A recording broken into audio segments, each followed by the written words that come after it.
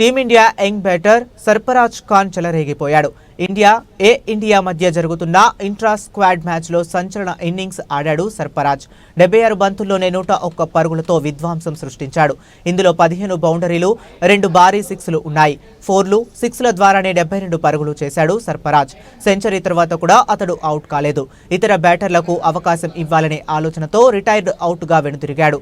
ఈ నాక్తో విమర్శకులతో పాటు సెలెక్టర్లకు సర్ఫరాజ్ ఇచ్చిపడేశాడని నెటిజన్స్ అంటున్నారు.